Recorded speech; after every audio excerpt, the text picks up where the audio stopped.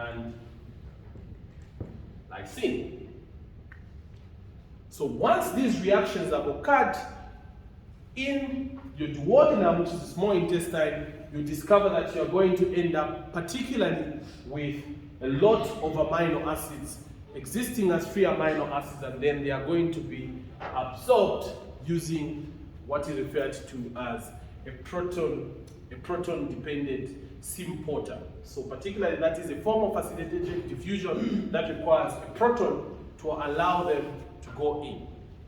So they are going to be absorbed, find themselves into the portovenous blood, and there in the portovenous blood they are going to undergo different kinds of metabolism, some of which would include a use for protein synthesis. The other one could be used, maybe for example, for production of glucose, for instance, in gluconeogenesis, or maybe production of ketone bodies, production of porphyrins, and so on and so forth.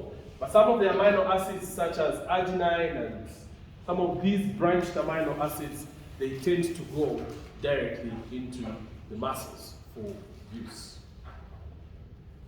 So this is how you have the proteins that were contained in your food go into the bloodstream and they tend to be used. One interesting thing I should tell you is this. Most people tend to have an assumption that when they want to lose weight, particularly what they have to do is remove carbohydrates from their diet, something which is called banting. And then what they say is that, well, I remove carbohydrates from my diet and then I'll only be consuming a protein-rich meal. Whereas that could work because carbohydrates such as starch would be rich in glucose, which highly stimulates the secretion of insulin and leads to increased production of fat. You would be pleased to know that some of the amino acids, particularly arginine and many other amino acids, also tend to stimulate the secretion of insulin. So whereas this might not lead to an equivalent amount of insulin secretion, you should also know that when you're taking a protein-rich meal, there would be some extent of insulin secretion that is going to occur, and so you would also still, to some extent, lead to storage of fat. Again, the orthodox, is it an orthodox? The paradox. The paradox is that it is the fat that will make you lose weight, rather than the carbohydrates and the proteins. So if you want to lose weight, consume fat more. Yeah, that's why it's a paradox, guys. And we can well explain this. I think from our metabolism of lipids, we're able to show that lipids, yes, I know, guys, I know. Yeah, but we're able to demonstrate that lipids in themselves, when you consume them, they would not lead to secretion of insulin, right? And because they don't lead to secretion of insulin, it means that these lipids are particularly going to be used mostly for energy, and they will not lead mainly to storage of these lipids. And at the same time, these lipids themselves are going to inhibit production of certain enzymes, such as fatty acid synthase and enzymes such as acetyl-CoA carboxylase, two of the most important enzymes for fatty acid synthesis and storage. So if you're taking lipids, you would reduce the rate at which you make enzymes that make fat. Get the sense? But if you're taking carbohydrates, you would increase on the production of these enzymes. Carbohydrates such as glucose will lead to increased production and transcription of enzyme acetyl-CoA carboxylase and fatty acid synthase, due to a higher production of insulin in this case. So as a consequence, when you consume carbohydrates more, you store fat more and you gain weight more. Sad to say, but it's sad to be the bearer of this bad news, but guys, it's particularly true. All right, so now that we have these amino acids in your bloodstream, you have to know that these amino acids can now undergo a number of reactions, as we had already explained. But some of the common reactions that these amino acids are going to undergo include the reactions called reaction of transamination. The other one is oxidative deamination. Now, talking about transamination and deamination, we are aware that from the structure of an amino acid, by nature it has four parts. It has a hydrogen, it has a carbon in the center, which has 4 different things attached to it, which is the amino group, carboxyl group, and the side chain, right? So a transamination reaction would involve the removal of the amino group from the amino acid and transferring it into an alpha keto acid. So let me just quickly show you this, just as a reminder of what we would have learned a long time ago.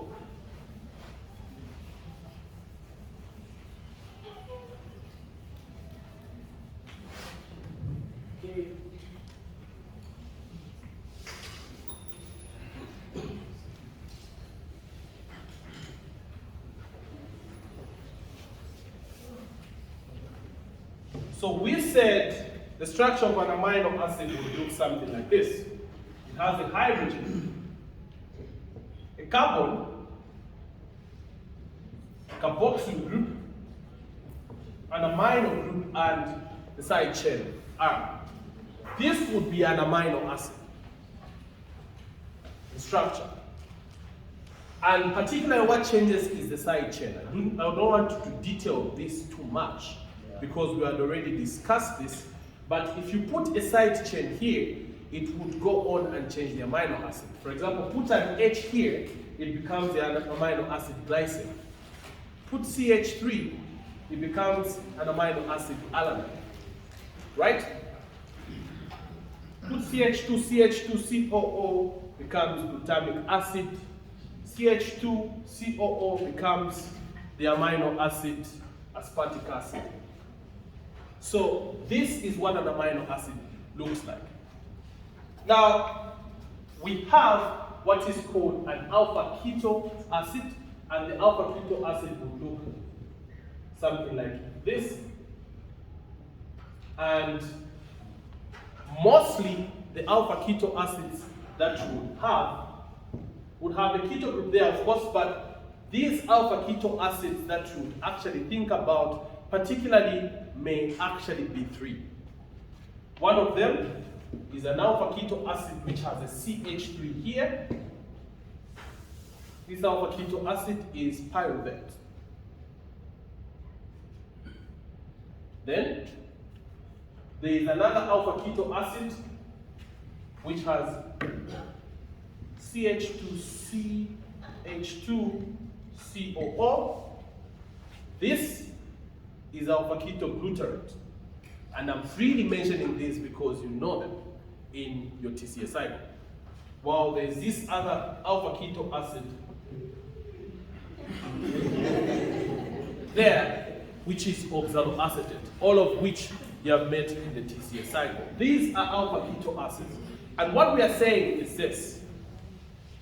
In the process of transamination, amino acids are actually going to undergo a transamination reaction where they transfer the alpha amino group onto an alpha keto acid. And usually, the alpha keto acid to which they will transfer is going to be either an aspartate, for example, or it would actually be alpha keto glutarate in other cases. And what is going to happen is that once this amino acid transfers its alpha keto acid, for example, onto alpha keto glutarate, this amino acid would produce its subsequent alpha keto acid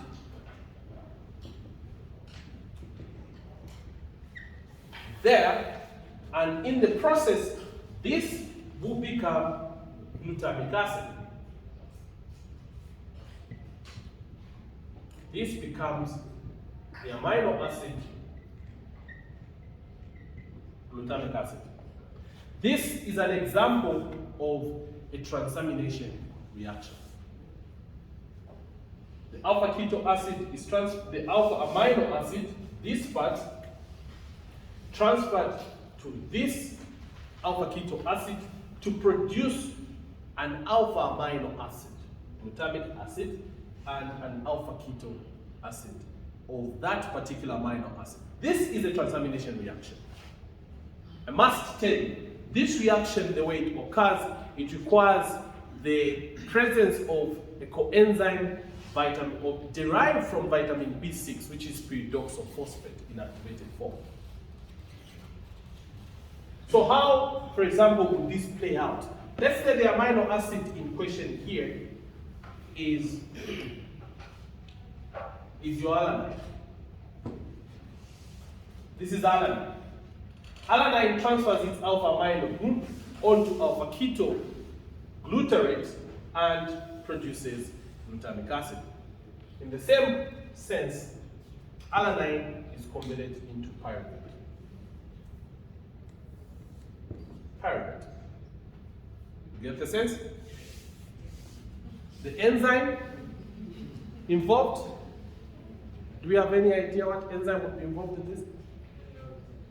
Exactly. ALT. Aminotransferases. And I'm pleased to tell you that this is one of the reactions in which your ALT plays a role. The same ALT which you check for when you want to see whether somebody has a liver problem. The role is to catalyze this reaction. Alanine amino transferase. Familiar with it?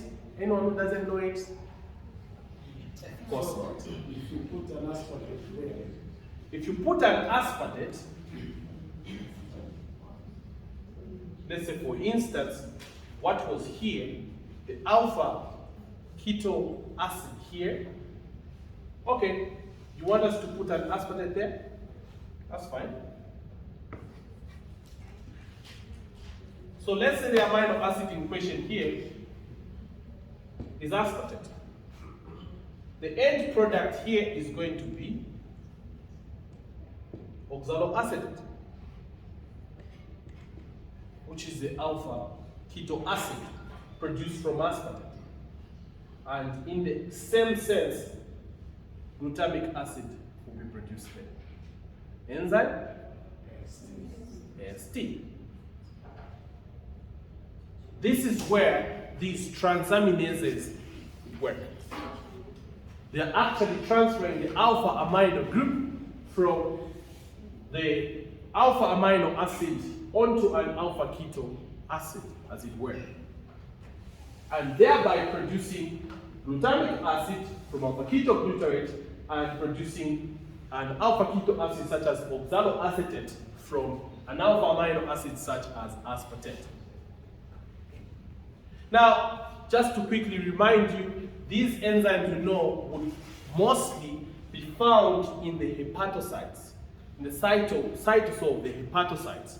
And in cases where you have hepatotoxicity, in cases where you have hepatitis, due to the destruction of the hepatocytes, you actually see a rise in the activity, not the concentration, but the activity of these enzymes. Because these machines, what they actually determine is the activity of the enzyme in the blood, isn't it? So the activity of these enzymes are going to increase. So you see an increase in the activity of ALT, which usually is more related to the liver than it is to the cardiac muscle. And then you also see increased activity of AST as well, because there is AST and ALT in the hepatocytes. But you should also know that these enzymes may not always be very specific, because you have these enzymes in many other tissues. For example, you have them in the cardiac muscle, though you have a higher concentration of ALT in the liver than you do in the cardiac muscle. And you have a higher concentration of AST in the cardiac muscle as well than you do in the hepatocytes. So we tend to use these enzymes to determine whether somebody has any problem in the liver. But we also link this to other kind of metabolites that we look out for. For example, you will also look out for bilirubin. Has the bilirubin increased? Is this bilirubin that is produced conjugated or not conjugated? So you start having an idea of what is really going on in this case. You may also look for GGT, you look for ALP as well, so that you see whether there's instances where somebody has some sort of obstruction. You also check for LDH. So it will be a combination of all these enzymes showing an elevation that will give you an idea to say definitely there is something that is happening in the liver. Right? Yes. Right. All right, so this is a transamination reaction. Now, another thing that will happen after this transamination reaction is that the product, glutamic acid, tends to undergo what is referred to as oxidative deamination. Oxidative deamination. The process of oxidative deamination would involve the removal of the amino group. And once this amino group has been removed, in the process involving oxidation, your end product is actually going to be an alpha keto acid. Okay? So in this oxidative deamination, you find that what you would have would be NAD plus oxidizing this glutamic acid. In the process, ammonia comes out, which is this part, and ultimately you are ending up with an alpha keto acid there. So ammonia is going to come out, and then this is going to come out as NADH plus H plus. This is why this is called oxidative deamination, because there is oxidation where the NAD plus is abstracting the hydrogen, and at the same time there is production of ammonia there. Oxidative deamination, removal of the amino group through the process of oxidation. This reaction is catalyzed by the enzyme glutamate dehydrogenase. Glutamate dehydrogenase is an enzyme catalyzing this reaction, and of course you and I know it's a dehydrogenase because it's oxidizing using NAD plus as its coenzyme. I'm also pleased to tell you that this reaction is also able to be reversed with the help of the same enzyme, where ammonia is going to be added onto alpha ketoglutarate with the help of the same enzyme glutamate dehydrogenase. But in this reaction, it's going to be a reduction reaction. It's referred to as a reductive reamination. And this reductive reamination, instead of using NAD plus as its coenzyme, it would use NADH, NADPH plus H plus. This is very interesting because what this implies is that this enzyme glutamate dehydrogenase has two possible coenzymes. It has the coenzyme NAD plus and the coenzyme NADPH. Same enzyme using these two coenzymes. This is why this enzyme to some extent is a special enzyme. It uses NAD, it can also use NADPH. Is that okay? And the reason why I've emphasized this is because some people tend to think NAD plus and NADPH could actually be metabolically the same, when they are not. NAD plus is used to produce NADH, which directly goes into the synthesis, into the production of energy in the electron transport chain, something that you and I properly understand. While NAD+, which is NADH, is used for reductive biosynthesis, cholesterol synthesis, the synthesis of fatty acids, by sequentially reducing them, forming a highly reduced molecule, which when it's broken down in the process of oxidation, will produce NADH+. And that is what is going to be used for energy production. So guys, this is how the amino acids would actually be broken down into an alpha keto acid and further into glutamate, and then the glutamate goes further to produce ammonia. Now, I must tell you that the body tends to get rid of this nitrogenous compound, ammonia. And the process by which the body gets rid of this produced ammonia, which could be toxic if it builds up in the body, is actually referred to as the urea cycle.